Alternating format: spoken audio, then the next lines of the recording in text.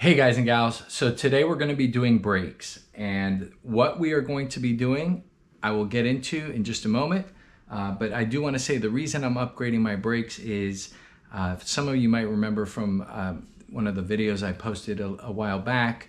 I had my first track event and I quickly learned that the OEM brakes, while they are great on the street, probably never need anything better than what comes on the vehicle if you're just doing street driving. What I did learn is on the track, and especially if you want to go up to high speeds, these brakes don't necessarily cut it as well as they do on the street. So it's time for me to upgrade, and I'm doing just that. But the upgrade for these brakes is not necessarily very different than just upgrading to a new OEM set. In my case, I'm going to be upgrading to these GiroDisc two-piece floating rotors. These are definitely rotors that are better for the track, but they'll also work great on the street. You can see that they are two pieces. Has an aluminum hat and a ring that's attached with some hardware, and you can see there there's these like spring clips on the inside, and which creates a floating type mechanism here. And the benefit of that is it allows for a lot better cooling of the rotors. And heat is the enemy of brakes, whether, mainly something that you would experience if you were tracking your vehicle and you're doing a lot of very driving high speed and slowing down, and high speed and slowing down. You're heating up your brakes, you're heating up your fluid, you're heating up your pads. All of those things contribute to the effectiveness of the brakes being compromised. And so by having two-piece floating rotors, that allows you to have brakes run cooler. Also, the brake pad compound, it contributes to that as well. And there's all different levels. There's a whole spectrum of brake pads that you can get. Some that are more street focused, some that are more track focused. You can't really have the best of both. You have to kind of figure out where you want to go, and you could end up somewhere in the middle, but there's no best of both worlds. And so these Ferodo racing pads that I'm going with are somewhere in the middle, a little closer to the street focused pads than they are track focused, but they are definitely a little more track focused than OEM pads. And these are the Ferodo DS2500. Good pads if you want to do some occasional track use with your vehicle, but if you want to do a lot more tracking events, then you would want to go with something that's a little bit more track focused, which however is something that I want to potentially consider doing in the future. And because of that, because of my interest in being able to change out my pads more easily and perhaps more frequently, I'm going to be installing these caliper studs that will replace the caliper bolts. Now, when you're changing out pads and rotors on these vehicles, Porsche recommends that every time you remove the caliper bolts, that you replace them with new bolts.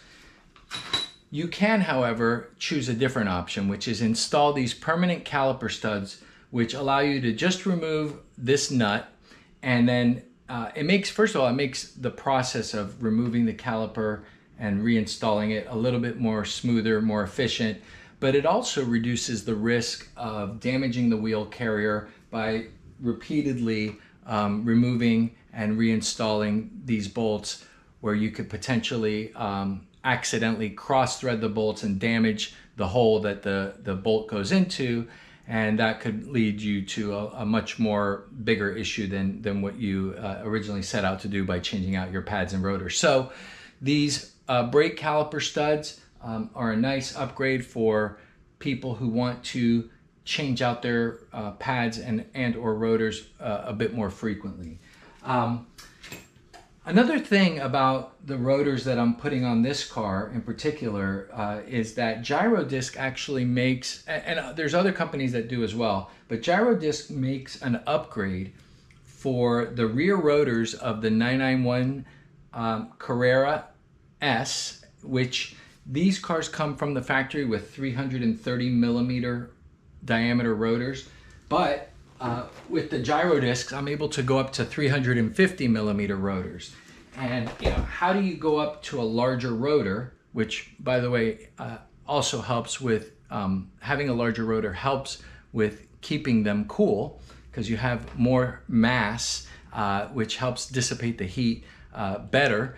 But how are you able to go to a bigger rotor without changing out the other hardware? And the answer is in these little spacers here. These spacers are part of a kit that comes with the GiroDisc rotors, and these spacers install in a way that pushes the caliper out to accommodate a larger disc ring or rotor size. So that there is going to be part of the upgrade that I'm going to be doing to my brakes. Now, if you were not going with a larger rotor, it wouldn't really change the whole installation process of the rotors and the pads that I'm going to be doing. The only difference in our case for my job is that I'm going to be installing the caliper studs and these spacers. I'm also going to be installing a brake line bracket stud, but that might only be done on the front hub. One other thing, I am going to be showing you how to do this on the front rotor. I may also come back and show you on the rear rotor, but there's essentially almost no difference between doing the front and the rear, with the exception of the brake line bracket, which the front you have to remove. The rear, you don't have to remove it when you are changing out the pads and rotors. So that's about it. And I hope this video turns out to be something that helps you, especially if you're thinking about doing a brake pad change or brake pads and rotors. Really, that's the main part of this video is going to be pads and rotors. As always, if you like this video, please don't forget to hit like, comment, subscribe. Let me know what you think in the comments. And I hope this helps. So anyways, stay tuned because there's more to come. All right, so I want to go over with you a variety of essential tools, some more essential than others, that are needed to do this particular job. Now, keep in mind that because on this job I am going to be doing brake caliper studs and brake line bracket studs, that there may be a couple extra tools here that are needed that aren't necessarily needed for just doing the rotors and pads. So I will try to distinguish which tools are for those things only, but I'm just going to go through everything that I used on the other side of the vehicle, which I think is it's always better to show what you used afterwards rather than try to guess what you're going to be using, because I always end up needing more tools than I expect before I start. So just some of these things are just real basic. You're going to want some paper towels, some rags, some flashlights so that you can see what you're doing, gloves. You'll want some wire brushes to scrape away some of the corrosion that you're going to want to get rid of when you are removing the old rotor. You're going to find some corrosion on the hub. You may even find yourself wanting to use something like this to scrape away some of the corrosion. You may need a rubber mallet to whack the rotor off. That sounded weird. A set of, this is a brake pad spreader. So you'll want to use this to spread out the pads after you remove the caliper from the rotor, so that way you completely press the pistons in, so when you put in the new pads you can put the new pads over the new rotors. I use a breaker bar to at least start the removal of the caliper bolts. I've got a couple different torque wrenches here. The bigger one is used to reinstall the new nut on the caliper stud. This one here is for, I believe this is for the brake line bracket. It's a lower torque. Actually, no, that's not for the brake line bracket. I forgot what I used that for, but there was something that I used the lower torque wrench for. I always like to have a couple of different ratchets, 1/4 inch and 3/8 inch, with some different extensions. And then all of these were things that I used in this job, keeping in mind that some of the things that I did are beyond just the pads and the rotors. So you'll need a T55 Torx bit to remove the caliper studs. You'll need an 8mm if you are going to be using the GiroDisc caliper studs. I think I said studs, but the T55 is for the caliper bolts. The 8mm for the GiroDisc caliper studs. This T30 is something that I use to install the rotor screws that I have for my rotors, which are a little longer than the standard rotor screws because I have 5mm spacers. So you may not need a T30 for yours, you may just need a screwdriver, which actually is what I'll be using for mine to remove the screws, and I'll be installing the new rotor screws with the T30 Torx. This little, what is this? This is a 3mm hex. This is to install the brake line bracket stud. You may not need that if you're not doing brake line brackets. What is this? This is a 10mm. This 10mm socket is to remove the brake line bracket bolt, which you will need to remove when you are doing the front rotor. You won't have to do that one for the rear, but you might do it if it's optional. These wire cutters, you may just discover that you don't feel like trying to figure out how to remove the brake pad wear sensor, and if that's the case and you want to do so, just cut it off. Especially if you're going to be installing new brake pad wear sensors like I'm going to be doing. My recommendation is have new brake pad wear sensors because these things are a little tricky to take out and not break them. And if you really get lazy, you could just cut the brake pad wear sensor off and be done with it. This little tiny flathead you'll use to remove the brake pad wear sensor from the vehicle side. You have to stick this little thing in there, twist it to actually remove the brake pad wear sensor. Needle nose pliers, these come in handy if you're trying to remove the brake pad wear sensor without breaking it. I was able to get the front one off without breaking, but not the rear one. Let's see. These are optional. The caliper hangers, you'll see that I have this bucket here. This bucket I'm going to use to place the caliper on when I remove it on the front. But you can also use these caliper hangers to hang the caliper from another part of the wheel carrier. You need to keep the caliper up high when you remove it because there are some hard lines that you do not want to bend that are part of the brake lines. And so this will be underneath the caliper when I remove it so that when I do remove it, it's resting on there. But optionally, you can use these caliper hangers, or you could even use like a bungee cord to do that. Now, I've got a couple of thread chasers here. Never used these before, but it turns out the caliper studs come with a thread chaser.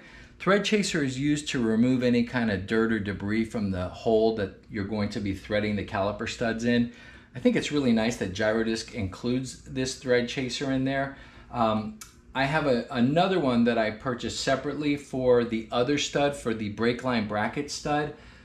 This is an M6, or I guess a 6mm thread chaser, and the bigger one is a 12mm. So this is for the brake caliper stud, this is for the brake line bracket stud. To use those, you may need both a 13 and 11mm socket. I have a 10mm box wrench here. You may or may not need this one for the rear brake line bracket bolt. I discovered when doing the other side that I didn't need to remove it, but if you decide you want to remove it, then you may need this little 10mm wrench. Some other stuff. Copper anti-seize. I like to use this copper anti-seize brake lube on screws or parts that I don't want to seize and that don't need to be Loctited. You could use these for things that you know, you're going to have to remove more frequently. And again, you don't want them to corrode or seize on there. This is some anti-squeal grease that you can apply to the brake pads, to the metal backside of the brake pads, and any metal that touches from the brake pad to the caliper. So I'll show how that stuff is applied. Some Loctite. You'll use the Loctite for the caliper studs and the brake line studs. I will say that both the caliper studs and brake line bracket studs came with their own Loctite, but I have this because I don't like fumbling with the little disposable tubes that they come with. This stuff I discovered from another YouTube video poster that did a similar job as this, and I like it. It's a rust and corrosion protection spray. I use this when cleaning off some of the corrosion from the hub when I remove the old rotor. So you'll see how I use this. It helps clean the surface so that when you are placing the new rotor on, it's got a nice clean surface to mate up against. I use a little magnetic tray here for odds and ends that I need to not lose. This stuff is great, but there's a lot of different things you can use for cleaning the calipers when you have them removed. So you don't have to do that, but when I remove the caliper, they're just really dirty inside. They're gonna get dirty again. Honestly, you don't need to do this, but I use these little wet towels to kind of wipe down the surfaces inside the caliper. And I don't see any other, I think I maybe mentioned gloves. I also keep some nitrile black gloves around, so for certain things that I need to maybe access with a little bit more, you know, a little bit more care with my fingertips. And I can't really find anything else here that I think you're gonna need, but love having flashlights and different kind of lights around.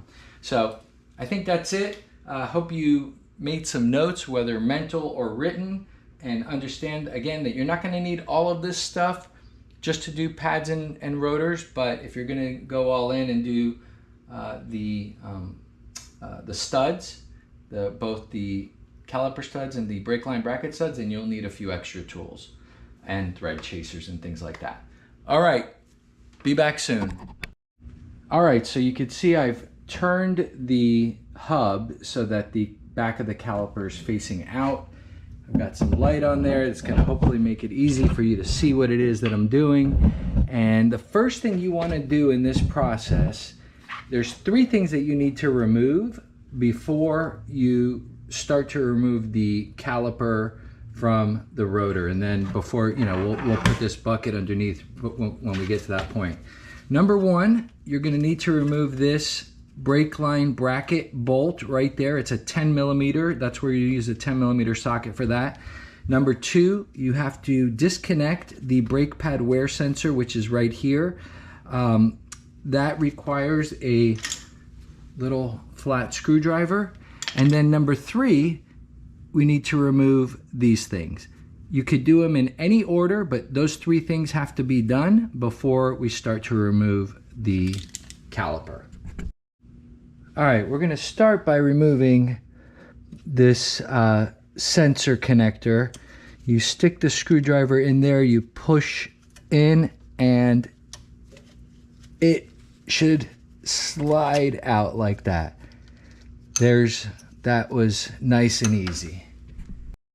All right, next, you're gonna wanna remove the wire, the sensor wire here from this hard brake line. And you'll see there's this like little plastic clip holding it together.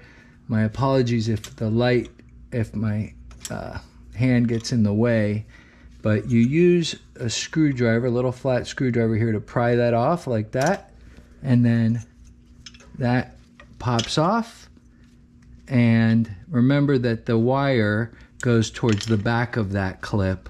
So we're just gonna go ahead and remove that one for now.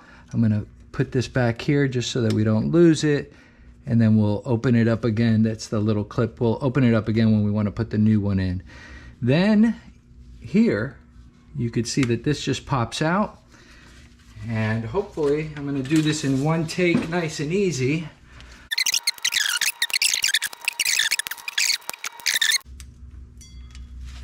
There we go, popped it out. I'm sure I broke it as it came out, but that's okay.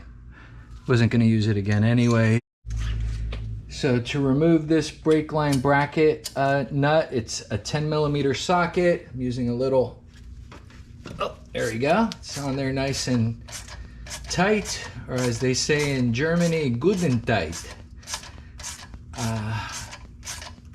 Old humor there. But anyways, you can see this comes off nice and easy. Of course, I like doing it old school. I could have used my electric ratchet, but just want to show everyone how tough I am by doing it the old school manual way. There's your little bolt. I'm going to save that, but I won't be using that again because I'll be replacing that with a stud here.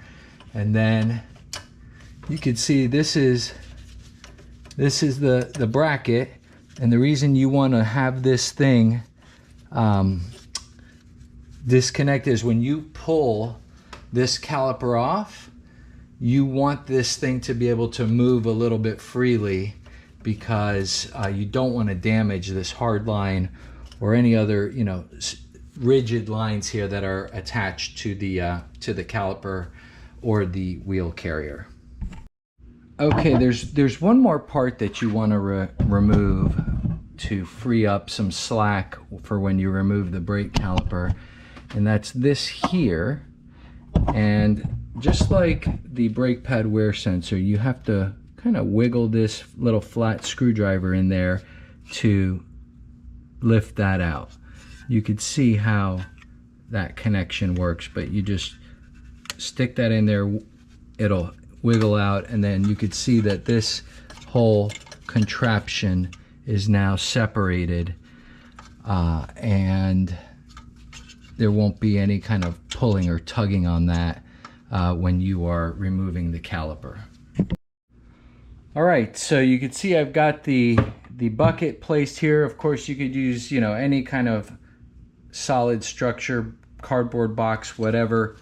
And now what I'm going to use is I've got my breaker bar here with the T55 Torx bit. I'm just going to go ahead and loosen these caliper bolts. And there we go. That one, I'm just going to make it so that I could just turn it out by hand. Here's the other one. Remember that Porsche recommends that anytime you're removing these, that you replace them with new ones. And by going with the caliper studs that I'm going to be using, won't have to replace them. So there we have that. All right, so you can see now these just come off very easily just by removing them by hand. There we go. Now we gently pry this off. You can see I'm just being a little extra careful because I don't want to bend any sort of hard wires.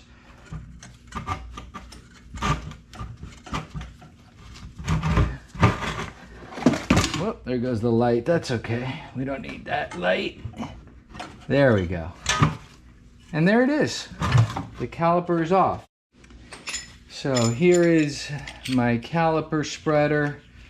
Whoop. Let me just go ahead and get it closed up.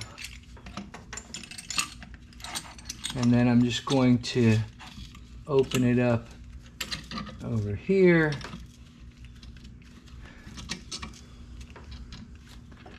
There we go.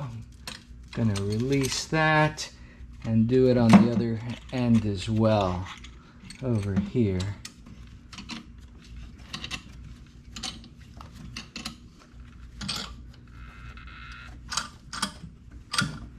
There we go.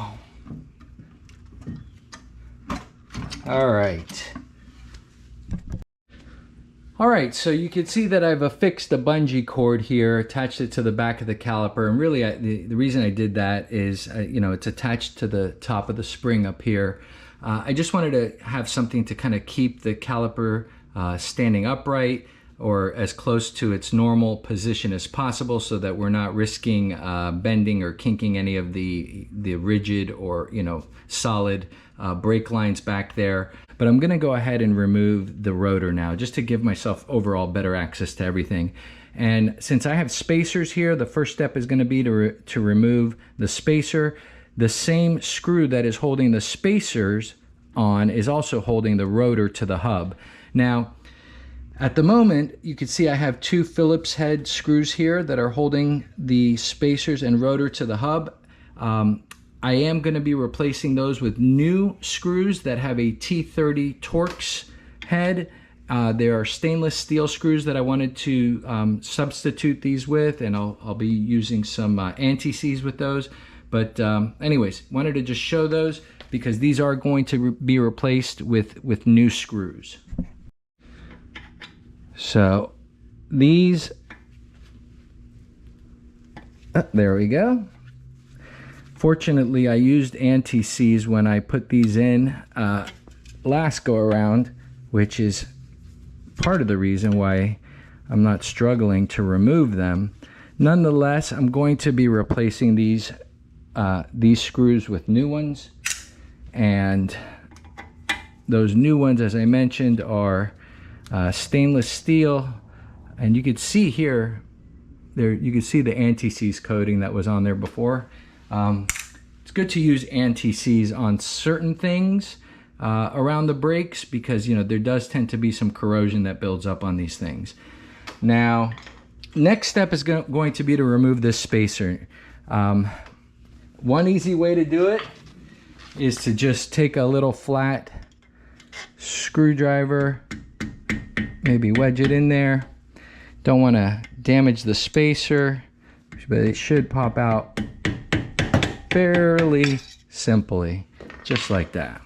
And right now there's nothing holding this rotor onto the hub other than the corrosion that has caused it to kind of seize on there. All right, here we go. Well, that was actually very easy. I did not do anything to prepare that. It literally almost fell right off. By the way, now you could see that corrosion I was telling you about. And so what we're going to do is we're going to use a little bit of scrubbing here. And you'll see, like, as I just start scrubbing it just like this stuff just kind of falls right off.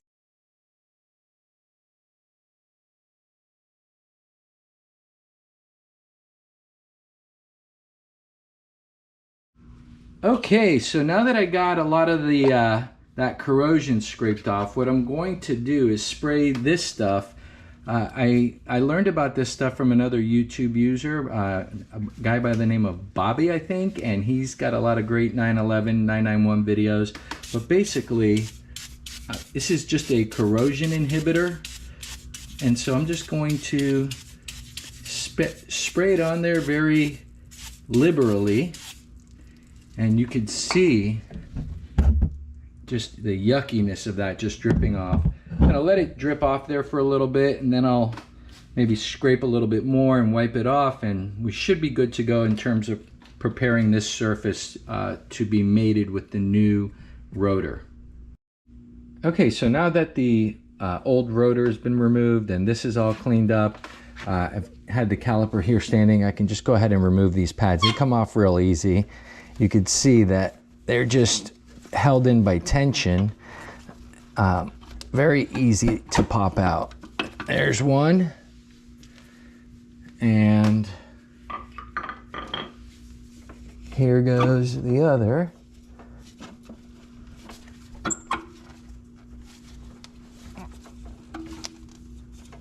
The only reason I'm struggling here a little bit is because I'm got the camera sitting right in front of me here, so I don't have a good angle. Whoops, there we go. There's the other pad. And the next thing I'm going to do, I don't know if I'm going to have you watch me do all this, is I'm going to use some of this simple green wipes, and just kind of clean off the inside. I realize it's going to get dirty again, so I mean, I don't know what's the point of really doing this, but figure since I'm starting out with new pads and rotors, I want to start out with everything as reasonably clean as I can get it. So that's the next step.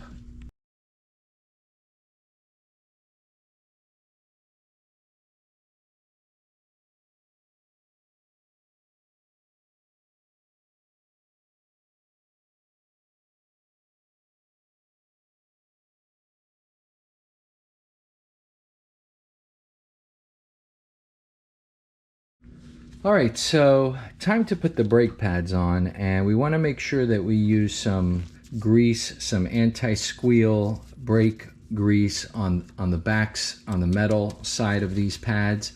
Anything where metal touches metal.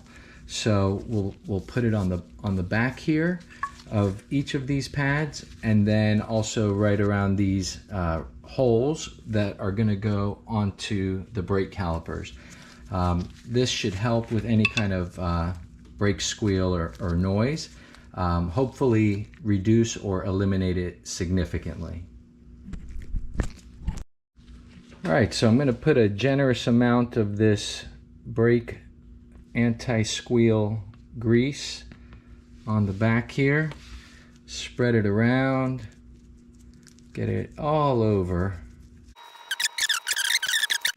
It doesn't hurt to apply a little bit of this stuff directly to these posts here that the brake pads go on. So I'll go ahead and do that too while I'm here. There we go.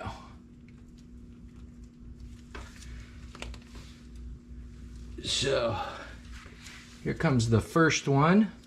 Now, again, these metal clips here in the back, they're there for tension. They're like springs, and so you get one side in first, then you push the other side down, and it should, there you go, slide right on. And now I'll repeat the same steps with this one. So once again, you put one side in, then you push the other side down, and it slides right on. So step one, prior to putting in the caliper studs, we need to use the thread chaser that is included with the GiroDisc caliper studs, and we're going to clean out the threads. And it's very simple to do. You just thread it in, and you thread it all the way to the very end.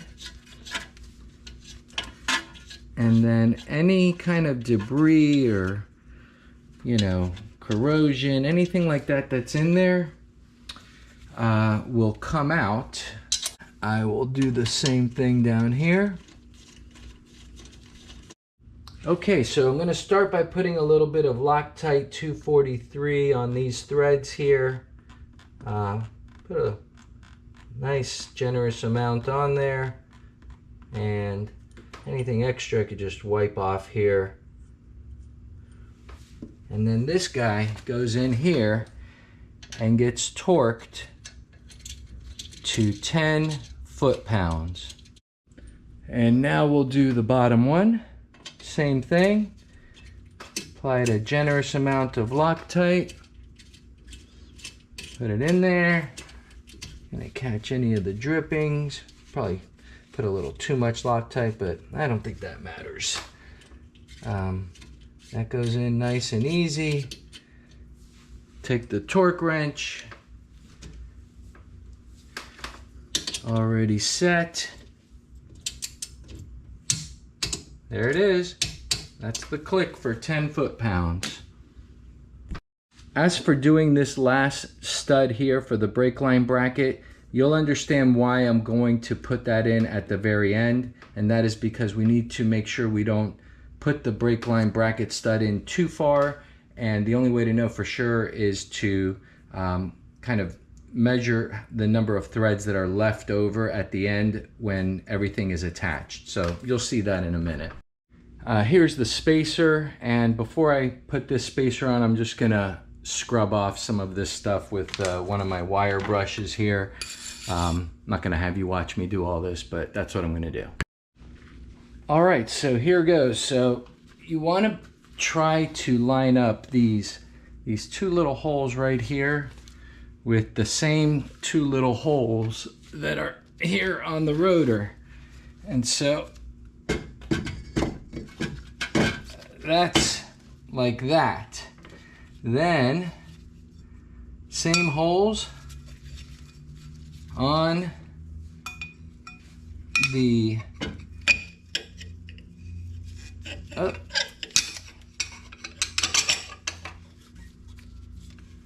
and this is not so easy to do, especially with the kind of lighting that I have here.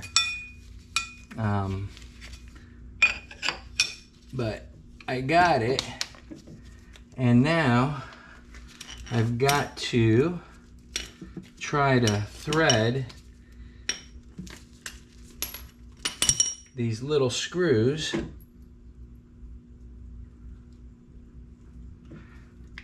right there.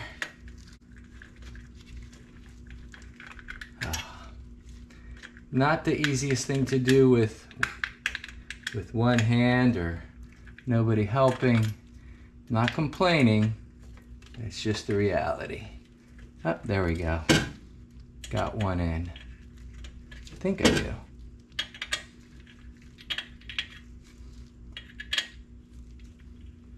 All right. Got the one in. By the way, the reason you only have to have these hand tightened on there and that this doesn't require being so tightly mounted is because the wheel with the lug nuts is what is really holding all of this together when it's put on. These just have to be on tight enough so that it doesn't wobble and it's solid, I can tell. All right, so now we get to mount the caliper with the brake pads back onto the wheel carrier.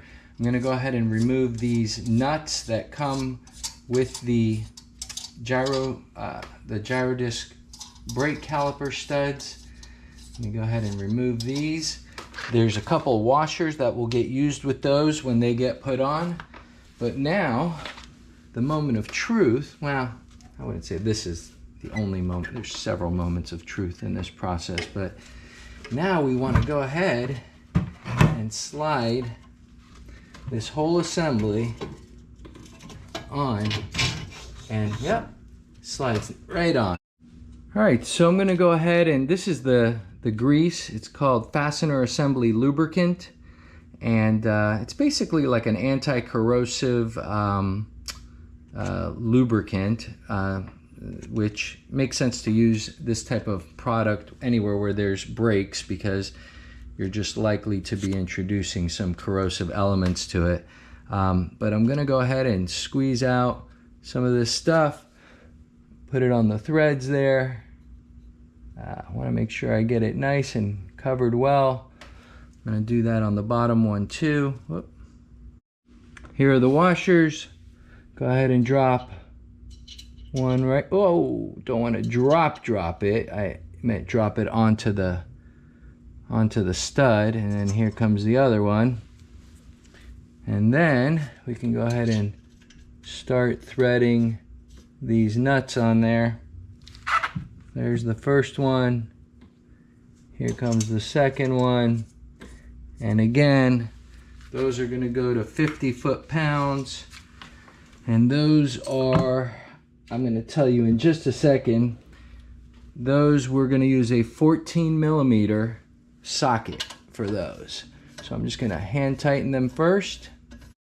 All right, I've got the torque wrench set up here.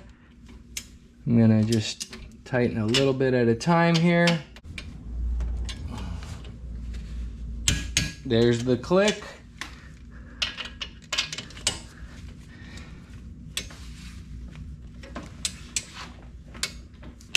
And there's the click, 50 pounds, 50 foot-pounds, and we are good to go with those.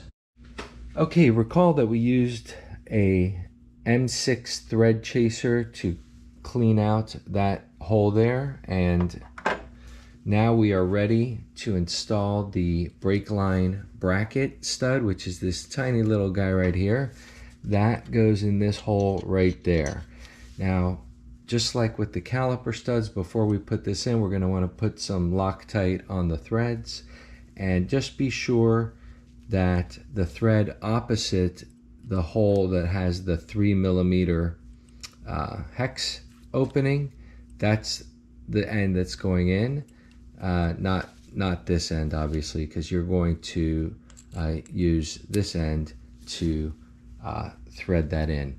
So I'm going to go ahead and put some Loctite on this, and then we're going to go ahead and stick that in.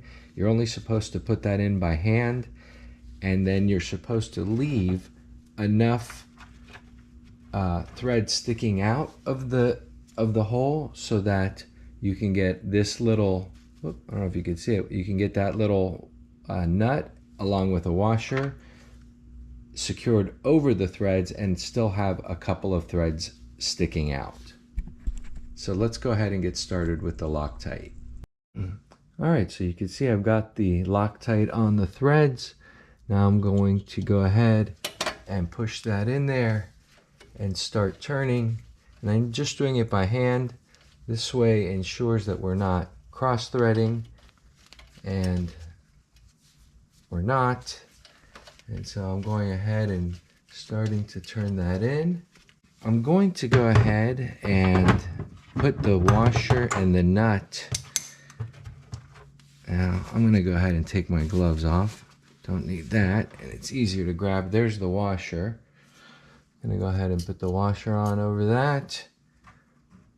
Put the nut. Careful. This is the kind of thing that I usually drop. There we go. Now, if you notice, I'm going to put the washer down so that there's just a couple of threads exposed. About that. And then I'm going to finish tightening this up. And now you can see, let's see. Now you can see what that looks like once it's installed. And there is your brake line bracket stud. Alright, a few more things to connect here before we wrap up this rotor. I believe this is the speed sensor. I'm not sure, but this goes right here, and this is going to click right in. There we go. And now the last thing we are going to connect is the brake pad wear sensor. And I have a new one as I planned to replace them. Remember, these things, they will just clip on to the back of the brake pad. The skinny side of this goes where the metal backing of the pad is, whereas the fat side goes where the brake pad is. Alright, so let's get the sensor connected first here. And there we go. You see it just slips right in. Clicks. Next, just the same way we removed it from here, we're going to open up this thing. Let me go ahead and pop this out. There we go. The brake line goes towards the back of this little clip here.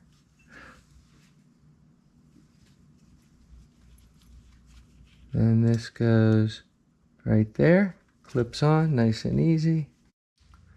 Alright, so I'm going to go ahead and first put this there. And then, as I said, the skinny part here goes into that little slot there, which is on the back plate. So let's go ahead and slip that in right there. Yeah, and you can see it just, I'm going to go ahead and give it the final push in just a minute, but that's how that goes. And I'm going to put the other side in here. Same way. There. And then just gently, I'm going to use the needle nose, and it looks like it's already pushed in all the way. Yep. And this one too. Let's see. Yeah. I mean, really, that's it. Can push down on that a little bit. That's not going anywhere. But yeah, there we go. That's the brake pad wear sensors installed. And I think we might be done here. So now we just straighten that back out. Just gonna take another double check in here. Make sure everything's connected properly. Yeah, that's it. I mean, pretty easy.